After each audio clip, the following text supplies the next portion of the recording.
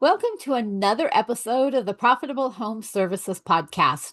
Remember, this is the podcast where on every episode we uncover those hidden profit leaks that are quietly draining the cash out of your business. I see you guys. I see how hard you're working.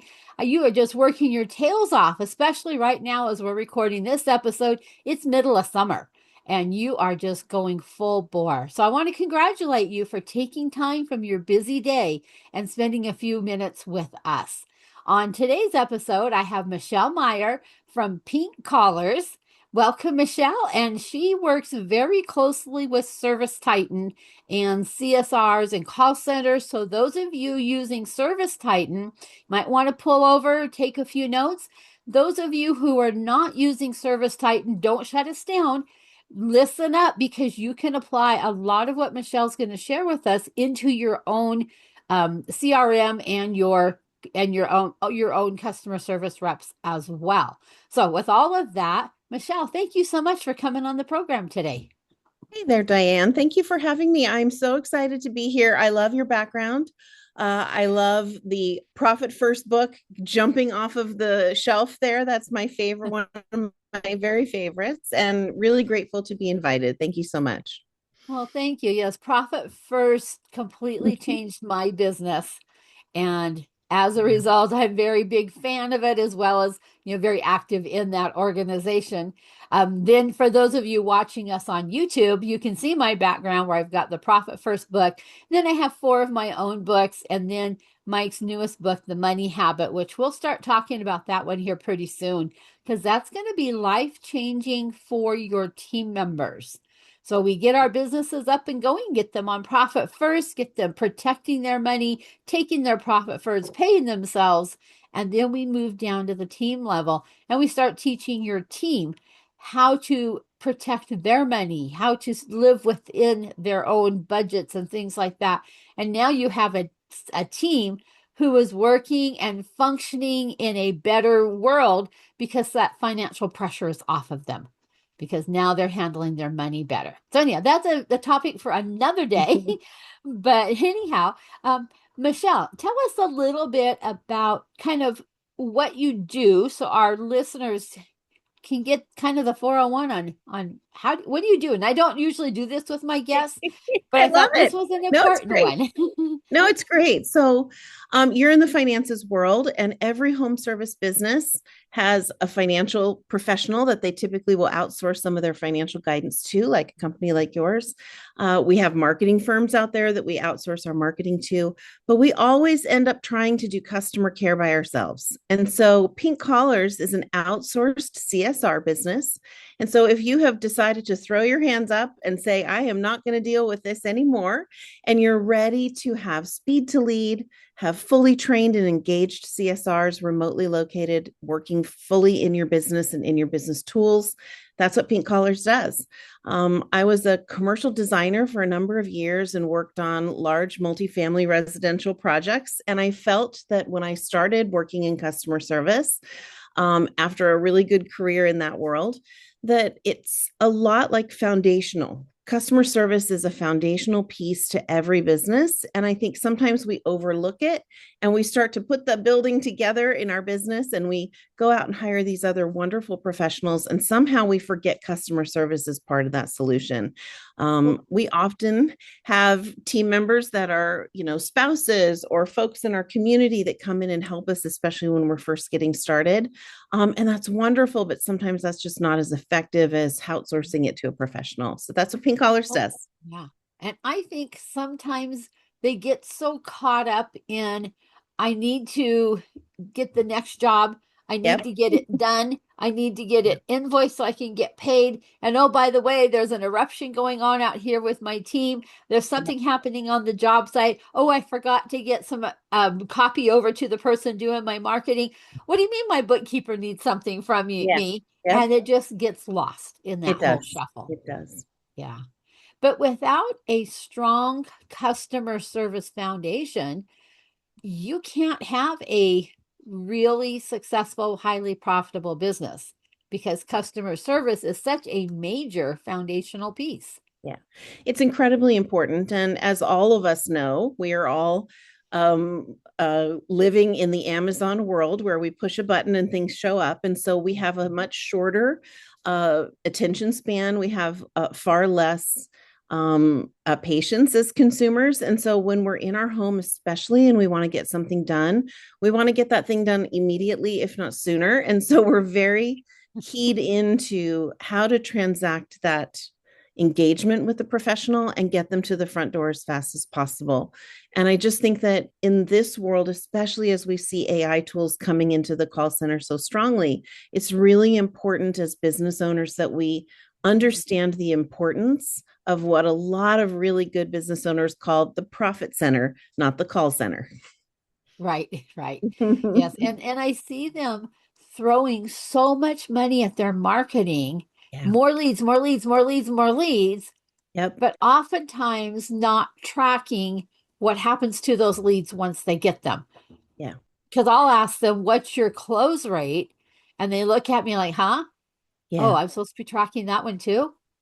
Because Yeah. like again, they get so busy with everything. Or, which what are your customer service reps hearing when they talk to your customers? Well, I don't Well, know. I don't talk to my CSRs. Things well, I hear those little comments.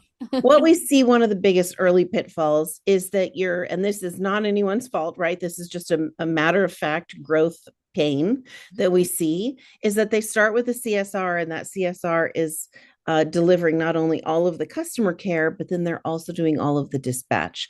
And so if they're doing both of those roles, you're really spreading that person not only mentally thin, but emotionally thin, because those two roles are such different animals in your business, right? CSR is very polished, front of house, well articulated, detail oriented, getting all of those details into the CRM so that your customers feel heard and understood. Dispatch really deals with a lot more field fodder, right? Things that go wrong in the Yep. field, installation technicians, angry customers, maybe reschedules, things that might not be going as well. And so to put that one individual in both of those roles can be a little bipolar for that person. And so if you find that that's what you're experiencing in your business, what Pink Collars can do is take that individual that already knows your business, knows your technicians, knows your service area. We can place them fully in dispatch and operations, maybe some happy calls and follow ups, because now they're not going to get bombarded with the phone. And then Pink Collars can take all those incoming leads. You talked about close rate earlier, so I'd love to touch on that if I could. You bet. Industry standard right now in home services is between 45 and 48% Oh close my rate. goodness. So it's That's incredibly low. low. Yes. And so people don't Wow. really understand how low it really, really is. And so tools like Service Titan, even House Call Pro, which is another one of the CRMs that we support, give you the ability to track where that lead comes from and then be able to understand what your marketing efforts are affecting in your CRM. And so having a CSR, customer service rep on those phones, closing out, allocating that lead to the correct, proper marketing channel, and giving you that data back on a weekly or monthly basis is so critical for your business. It is the one lever that you have the ability as the business owner to pull to be able to scale your company. So without that understanding of those numbers, you really are flying blind. Can you imagine if you could go from, say, 45 to even 55? Yeah, What that huge would jump, do revenue massive. wise for It would be somebody. an incredible boon, Yeah, incredible. right.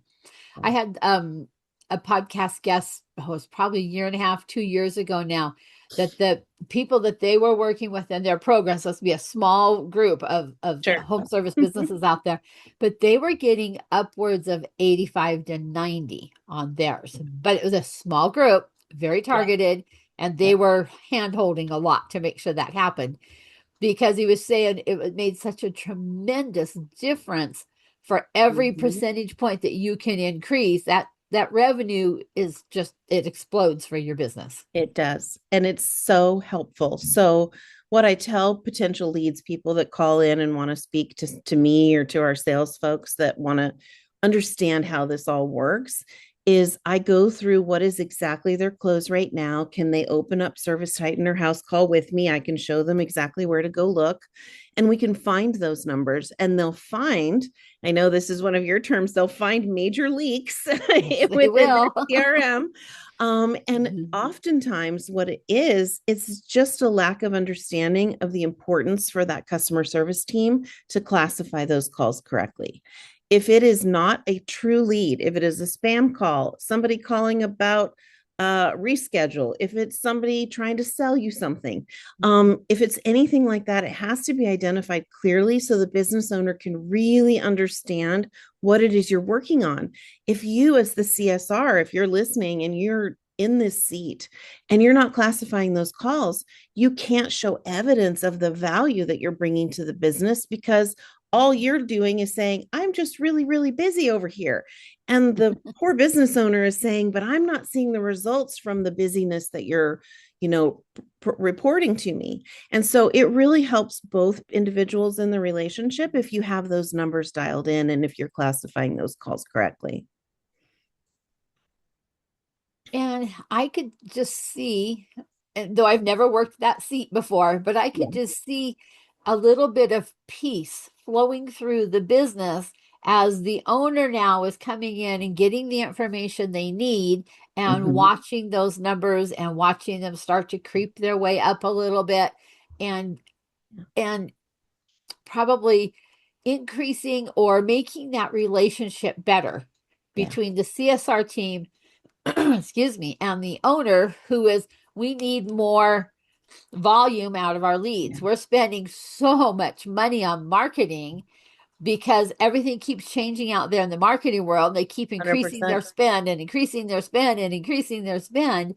And Yeah. we could definitely bring in a whole lot more revenue from the same or even less ad spend Yeah. if they were getting these call numbers up.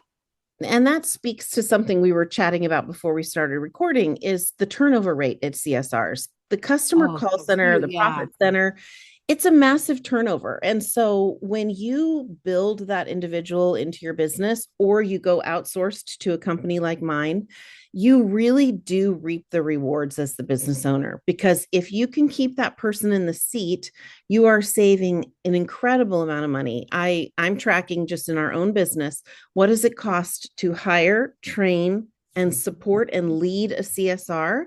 It's just startup costs alone are between $7,000 and $10,000. So Wow. if you lose two a year, that's $20,000 you've just thrown out the window. So it's And really important to hold on to these folks and make sure that they are well seated and well supported. yeah. And I'll say that number is even higher when you take into effect the frustration from the owner's side, Yeah, the 100%. frustration from your team. How Yeah. does that ripple effect come down through the rest of the team members? Do you lose another team member at some point Mm-hmm. because I'm just so frustrated, I just can't Yeah. handle this any longer? Yeah. And as you look at those ripples as they go out, I bet you that number is probably twice. Easily. Um, yeah, And easily. easily. And you have to have the right person in the right seat, right? That's one of Right. the most Yeah. important things. I mean, when you're thinking about dollars and cents, how Mike teaches it with Profit First, it's so important to articulate and to put the right things in the right accounts, right? Right. And working Yes. with people is the same exact process. You have to give them the right tasks to the right time to the right individual, or you can't get the best utilization out of that individual. And nobody loves leaving a job. Nobody loves Yeah. quitting. Nobody loves Yeah. firing somebody. None of these things are fun, right? And or It's not going through good. the pain of trying to find that next new person. That's Very painful difficult. Very from an difficult. owner's standpoint. Yeah.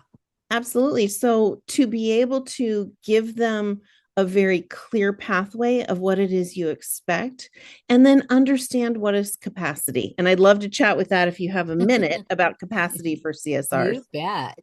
Because this is another place where I see owners kind of go a little sideways. A really good CSR, a good one, should take no more than 10 calls per business hour on average. Okay, so Okay. if we have a 40-hour week, what is that? Let's do the math. That's 400, right? So we should not look at our monthly or weekly reports. And if we're inching towards the 300 or 400 mark, we should look around and go, it's actually time to get an additional individual in the call center, because that number is really important. And that's another number I see a lot of business owners not understanding. Oh, they don't. They just don't understand that 10 per hour. And so, if that's the one thing you take away from today, I love to give you that data point because that will make you be able to measure the success or failure rate of that individual on your team. Now, can they do 10 per hour for 9 months in a row? Probably not, but you're probably not going to be that busy if you're a one or two or 10, truck team. You're getting to scale, as you build up the call center. But I think that 10 per hour is a really nice place to start. So you understand what you're doing to redline that individual or burn them out. Where are you getting too close to? And have those conversations before that happens. I think that's a great data point because Yeah. too often I hear on the other side kind of the not, I won't call it griping, but maybe a little bit of rumbling from the Sure. owner. How Yeah. come these phones aren't getting answered fast enough? And how Yeah. come this and how come that? Yeah. But that owner more than likely has never sat in that seat. Yeah. They usually come in from the technical or technician's side as they enter a business. They've been Typically, out in the yes. field, they've been doing the work, they've not been 100%. running that office or that customer service area. And so they're not comfortable with really understanding what do these people do all Yeah. day long. Yeah, I see It's them true. answering phones, but what do they really do all day long? Am I getting my money's worth out of it? Yeah. And it's one of the areas that unfortunately they tend to want to make some cuts in. Yeah. a hundred And percent. And a good inbound CSR call for an HVAC company, a plumbing company, a roofing company, a door company, the duration of that call should be between 4 and 6 minutes. If it's really, really short, you have a problem. If it's really, really long, you have a problem. So 4 minutes is the sweet spot. That's when you've had a really good conversation with the homeowner. You've gotten all of the details of a brand new lead. Now, if they're an existing customer, those calls will be shorter. But if it's a new lead, we really want to build the value on the phone. We really want to have that customer understand what differentiates us from the next person that they may or may not be calling. And so that 4 minute mark is also a good data point for folks to hold on to. wow, hope you guys are taking notes. She's dropping all these little wonderful little, I call them profit bombs. Yes, those are good ones. They are, and something that we need to be aware of. And it Yeah, gives these owners something to go back to and say, okay, how are we doing on this? What's our 100%. average call length? Yep, You know, 100%. oh, we're 15 minutes a call. What can we Whoopsie. do to fix that? Yeah. Yeah, 100%. Yeah. Wow, this is really good. I love your insight because you've sat in this seat Yeah, and you have that insider's knowledge that the rest of us don't have. yeah. And that's And invaluable. yeah, and these folks, the folks that do this work, folks that do CSR work or dispatch work or operational customer support, these folks are really interesting individuals and great people. They just need the right tools to succeed and reasonable benchmarks for them to reach so that they can be successful. And I think that there's just a lot of lack of understanding and knowledge in the industry. And Yeah. so if I can share anything like that, that's really my main goal. And I appreciate you being willing to share and not Mm, holding it close to the chest. No, you have to become no, one of it's my good. clients before I'll share the information with you or No, something no, along those no. lines. Oh yeah. So, yeah, I love that because I love being a giver myself and being the connector who can connect a couple people together and send them on their way type of thing. So Yeah, I love that I can 100%. feel that kindred spirit with you. Love it. Good. Yeah. So if the company is in high growth mode, Sure. does that skew those numbers at all? It can, right? Because marketing efforts can and cannot be effective, right? You can Right. Uh-huh. market and you can get really not so great leads. The good part about working with me is that my husband's also a contractor. So I live this world with him. We actually do floor coating. So we're not in the skilled trades, but we do a trade nonetheless. And so we provide polyaspartic floor coatings for folks. And I watch his marketing efforts. And sometimes he'll just have an incredible river of really good qualified leads. And then sometimes, if he's in a different zip code or a different area, or if it's a different time of year, even sometimes those leads will not be as effective. And so, as a business owner, you need to know that the marketing efforts will ebb and flow, Well, and the leads will be very enriched and wonderful and good and qualified. And then sometimes they just won't be. And that's just based on consumer demand and consumer what they're out there looking for, right?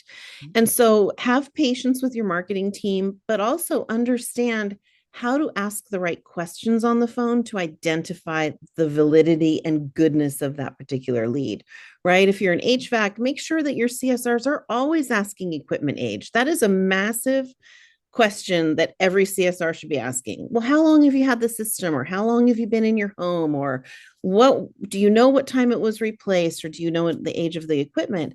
These questions, these nuanced questions as part of your script are so important for the skilled trades.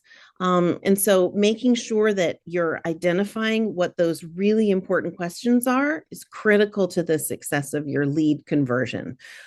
Because once your technician knows the age of the equipment, he or she may be standing in that home and be able to utilize different techniques to maybe sell them a new equipment should they need that. They won't know that going in and not be prepared for that if that's not noted in your CRM. So some little tricks there are also really important for your CSRs to ask the right questions. well, it sounds like there's a little bit of training these CSRs need. There And I'm is. saying that lightly because I know there's a lot of training that There goes is. into keeping a good team and keeping them functioning at their top efficiency for you. Yeah, absolutely. As And you, okay, there's some incredible training folks out there. Anybody that needs training, wants training, has a need for something, I'll make sure to give you my contact information at the end. I'm happy to send you along to some of the folks that we've okay, utilized as a business, and some of the tools that we have found most helpful. So I'm happy to share that too with your listeners. okay. For those who are thinking, based on those numbers, I need to add another person or maybe Mm, even two to my team. sure. Give me just a kind of an overall, what kind of person are they looking for? That's a great question. So Be- you're actually looking for two different personality types. And I liken Okay. it to visiting a steakhouse restaurant.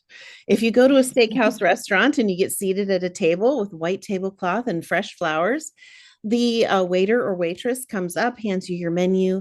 They're polished. They typically have a white shirt or a uniform on. They get a lot of detail about your drinks, your order. They talk to you about the specials. They're front of house, and they're walking you through the process of what's about to happen when you are there to consume your meal. They're front of house. CSRs are the waiters in the story, right? Okay. When you go to dispatch, it's a little bit different. Those are the folks that are in the back, they're in the kitchen. Equally as important. None can work without the other, right? They need one another.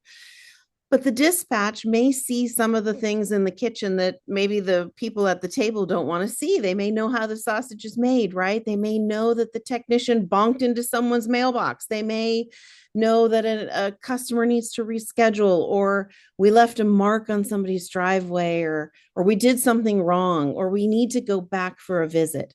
They do those happy calls, right? They're a little bit more like the busboy. They do a little bit more cleanup, a little bit more rough and tumble, and they're also very, very integral to making sure that that calendar is filled, right? That window of food is coming out in a timely fashion. So if you think about growing your business, there's some really good numbers. I gave you already 10 calls per hour is one for CSRs for incoming leads. That's a great one. When you get to dispatch, you should start looking for a second dispatcher when you get to 6 technicians or more. Six Okay. technicians is kind of the breaking point for a dispatcher.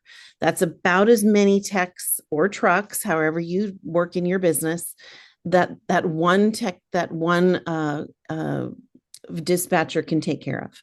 And so you really want to start looking around at the 5 truck mark and at the 8 to 10 calls per hour mark over in CSR. So those are some really good kind of benchmarks to know that it's time to increase your staff in the CSR or the call center.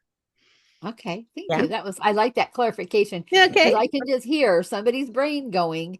Oh, yeah. Oh, it sounds like I need to start looking because these things don't happen overnight. They No. take a little bit of time to find the Yeah. right kind of person and then to fully integrate them. Yep. Let's talk for a moment about onboarding this kind of a Mm, person, because that's another area that sometimes I think gets missed in the yeah. busyness of the business. The phone's ringing, Sure. everybody's hustling, and they Yep. kind of just get sat down with, here's five Yeah. minutes worth of training. Follow Yep. Nancy, who's sitting next to you, Yep. and you'll be fine, and Follow pat the, them on yep. the shoulder and walk away. Follow the leader. Yes. Yeah. Training is tough, right? Especially when you're growing in season. So one of the things I tell business owners is think about what your plan is and what your strategy is for the year and start looking for these individuals before the high season. It is far smarter to invest a couple of paychecks into somebody before you need them than it is to wait and have one of your good people leave because they are just over the top. And it's also really difficult to ask some of your best performers to be teachers, right? Oftentimes, and I find this in our business, the CSRs that are the best ones on the phones sometimes can't transition into leadership. Sometimes they can, and they're awesome. Those people are Not diamonds always. in the Yeah. rough, but not always, right? I even have trouble teaching. As a visionary, I'm a big picture person, and so when it comes to those the nuance of sitting with someone and really being able to have that teacher mentality, I struggle with that myself. Luckily, I have a team of people that take that on for me, so I don't have to be that in that role because that's hard for me. And so making sure you know what temperament your CSR or your dispatcher is that's going to have a new person with them, understanding how they best communicate. Are they comfortable training someone else? Are they not? What would be the best timing? Go in and pull your data from either Service Titan or House Call, find out when the busy times are, when are the quiet times, and then you can always contact our company. And you can do a 3 to 6 month sprint with our business to cover phones while you're getting a team built up. We've actually done that for several folks in the acquisition side. They've acquired businesses, they want cohesion, they want everybody utilizing the same tools. They've got a couple locations over here that might not be on Service Titan at all yet. They got one over here that's on pen and paper still. And so they need sort of like a mothership to kind of run the contact center for a while. And so we'll get brought in those instances just to cover phones, to take all the massive volume off of the team so that they in their individual locations can train and sustain a contact center. And then we just kind of peel back once we're done. And that's a great place to bring us in if you're scaling. Okay. I like that. Yeah. As as we're talking about hiring CSRs and dispatchers and stuff, how important is company core values in this whole process? Company core values are incredibly important. Folks in customer service have a harder job now than they've ever had. Yep. I said it before, right? We're all Amazon Nation fans and we all want to push a button and have it magically happen. And so our collective patience is low, our collective kindness is low. We can act with little regard to people's feelings, especially when we're on the phone as consumers. I even find myself getting, frustrated or heated if I'm on with AI and I can't get to the right thing to the right time and I'm mad. I'm like, I got to get off this phone. I had to deal with it with my internet provider the other day. So I understand what it feels like to be that consumer. But as a business owner, you have to set a pathway of core values for your team to stand on when they have those bad days and bad calls, because they'll happen. They'll They get will. somebody Yep. that'll yell at them. They'll get somebody that'll hang up on them. They'll get somebody that'll curse at them. And you, as a business owner, need to set the precedent that these are the people that we will and will not work with. These are the values we hold dear. These are the benchmarks on which we will stand as a business, and we won't tolerate anything else. And so, being able to have that safety net when you come in as a new employee is really important. If you have them, post them on the wall, put them on the screensavers of all of your computers. Make sure that they're embedded in your company culture so that Talk your about them team, yeah, talk about every them chance you get. Talk all the about time. them. Yes. When we do our monthly huddle and we do prizes for different things. And one of the prizes we give away is who exemplified one of our core values this month. And how was that exemplified? How was transparency, say, shown by this one or more individuals? And I find that when you fold it in to some of the cadence of your meetings or of your huddles or your company metrics or things that you give prizes for or incentives for, it really does become systemic in a great way for your company. And so I would say core values are very important because they inform the new employee and everyone else how you as the business owner are going to treat them in the workplace. And that's an Right. important thing right now, really important. And and I think to go even just one step deeper, it's something to say, we have a core value that says kindness, or, Yeah, whatever. sure. But to actually sit down as a team and come up with ideas, well, how does kindness show up in day to day? Yeah, yeah, Yes, we say please, we say thank you, we act sure. respectful. I mean, just those basic things, but to actually talk those out Yeah, because not everybody interprets the word the same. yeah, Yeah. 100%. And 100%. so I think that's just so important. That's something I've really been working with a couple of the clients is you have a core value and you know what it means, but do they know Sure. what it means? They see Yeah, a word. Do they know yeah, what it means? Or maybe it's a phrase, not just a word, but do they yeah, know what it means? How 100%. it shows up in day-to-day life Yeah, and good making sure stuff. that all of your team, not just your front-facing people, but your techs out in the field, Yeah, I mean, everybody from the top to the bottom understands and is using those core values on a daily basis.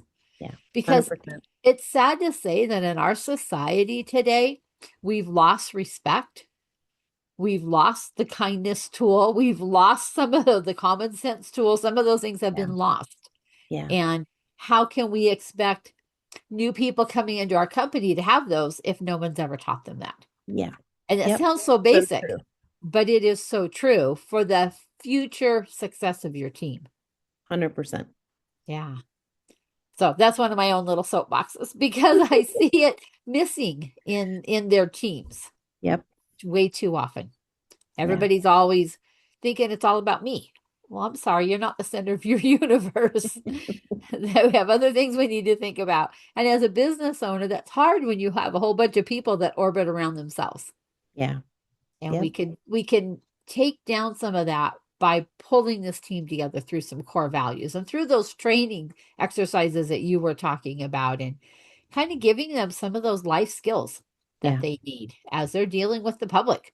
Because even 100%. your techs, or even in the roofing area, yeah, they're up on a roof doing something, but they're still dealing with that homeowner.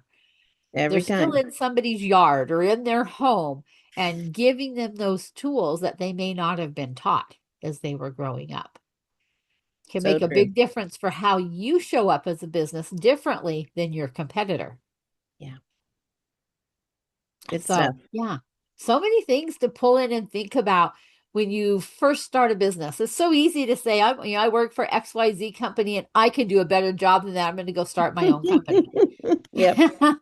Then the reality hits. There's so many things you have to learn and you have to be able to then in turn teach your staff, your Yeah. team how to do business the way you want it done. So yeah, this has been really good. Thank you for sharing so many great ideas and profit bombs with people. I love it. Thank you. You're welcome. Hey, we are coming into the part of the program where I like to ask my magic question. And Mm. listeners, listen up because this is a good one every time. What is a hidden or unique profit leak that you see as you're working with home service businesses? Ooh, that's good. Well, oftentimes your CSR is kind of that heartbeat of all the communication that comes into your business, right? Phone, email, text, forms from your website. And so, one of the things that you could do for them is also have them check on your monthly subscriptions. I'm a big fan of if you have a subscription, if you have a business and you have a traditional URL, set up an email that's called subscription@xyzplumbing.com and have that CSR or the customer service team monitor that email address for you, making sure that you don't have subscriptions for things that you've tried and not fulfilled or Oh, moved forward with. I don't know about you, but I'm a visionary as a business owner. So I'm forever signing up for the free trial of everything, yeah. right? Oh, I'm yeah. And then guilty you of that forget one. about it. And then you forget, and then like 3 months later you're like, what is so and so.com, what am I paying for, right? And so that subscription or recurring invoicing, you should have a monthly check or a pulse check on that in your business. And if you make everyone that you sign up for that same email address, then you will have them all dumping into one place to be able to find. And so when you start to think about the structure of buying things for your business, never make them about you. It shouldn't be Michelle at or Right. Diane at. It should be subscription ad or recurring ad or, tryout ad or trial ad.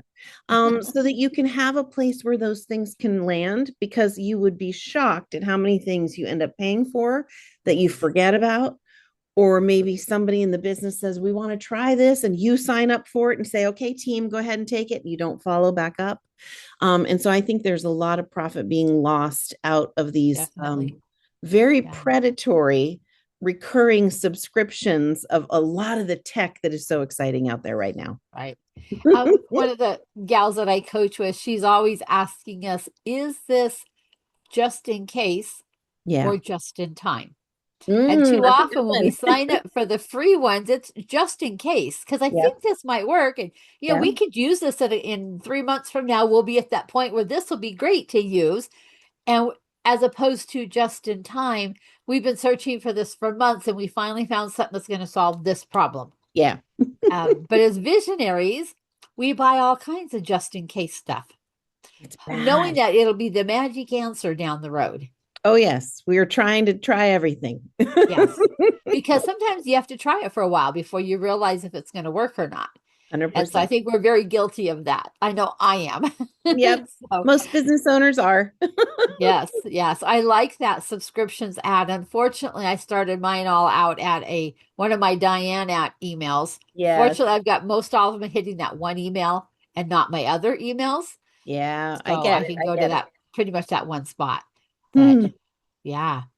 Wow, that was a good one. That's one that we've not had before. So No, thank you. okay, good. And then I think Yes. as a business owner, we always have to figure out a way to get out of the way of that communication, right? How can we delegate?